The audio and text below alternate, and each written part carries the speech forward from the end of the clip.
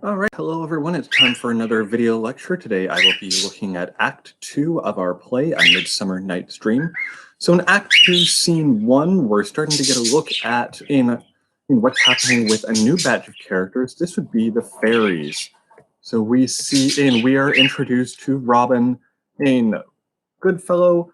He is a servant of Lord Oberon, who is the king of the fairies, and his role in the play is to be a character of chaos and mischievousness. So he starts in going around, and his job is to try and confuse people and try and create some of the drama and conflict of the play. We are later introduced to Oberon and Titania, and they are the king and the queen of the fairies. They are having their own conflict with each other regarding a young boy that is one of Titania's servants, but Oberon wants to keep for himself. So he hatches his plan with Robin, that he's going to convince Titania that she's in love with the first thing that she sees when she wakes up. So in order to do so, he creates a potion and he tells Puck, sprinkle this on Titania. And then when you fall in love, and when you wake up, the first thing you see will be what you fall in love with. So moving on, we see that they're still fighting with each other. And then at the end of Act 2, Scene 1, Demetrius and Helena are having a conversation with each other. And Helena is trying to explain to Demetrius what's going on with Hermia. Because as we saw earlier, Hermia and Lysander, they're planning to leave town. They're going to run away so that they can get married together. And Helena thinks that if she can tell Demetrius what's going on, he will fall in love with her because he sees how devoted she is to him. Instead, Demetrius is quite cruel to Helena. He is mean to her. He's saying all these things that are not very nice because he doesn't love her. He wants to marry Hermia. So that's a little bit of what's happening with Act 2, Scene 1. When we get to Act 2, Scene 2, we're starting off with Titania. She's talking to some of her fairies, and they're singing some songs before Titania goes to sleep. Here, this is where Oberon starts putting his plan into action, that he sees Titania's asleep. So he starts squeezing the potion onto her eyelids, and he knows that the next time she wakes up, she's going to fall in love with whatever she sees. And Oberon is hoping that it's something really embarrassing and really horrible so that she feels bad and that he can mock her for it later on.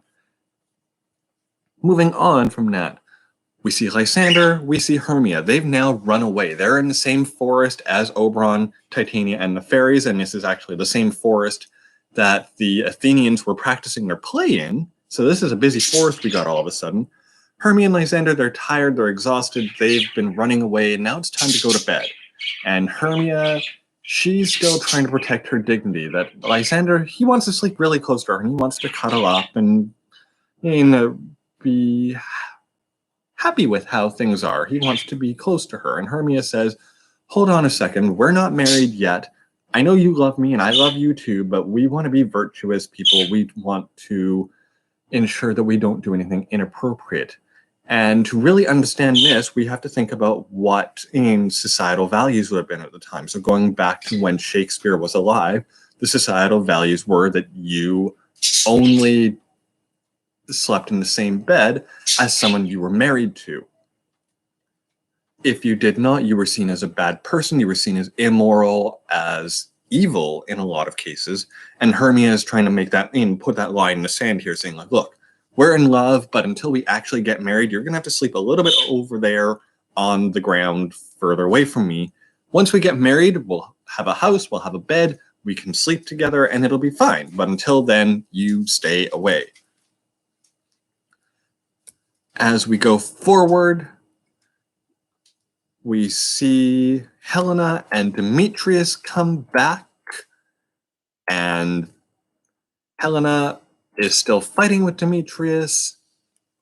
Demetrius says that he's going to leave her now, and eventually Lysander, who's been given some of that same potion by Robin, wakes up, and the first thing he sees is Helena. So now he's in love with Helena because of the potion. So he's been brainwashed, And now he's saying that he loves her, and Helena feels like she's being mocked. That she's saying, "Wait a minute, you didn't love me before, and now you're saying all these sweet things, and you say that you hate Hermia and you never wanted to love her or go anywhere with her to begin with, and you always loved me, and I'm great."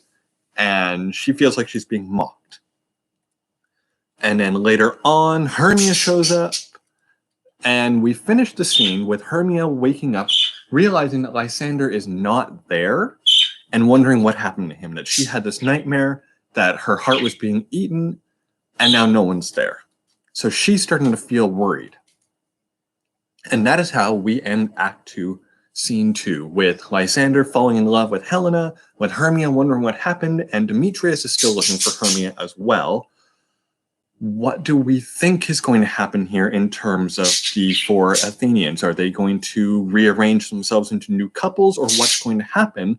I'll leave that for you to think about as you read through Act 3, Scene 1, and Scene 2.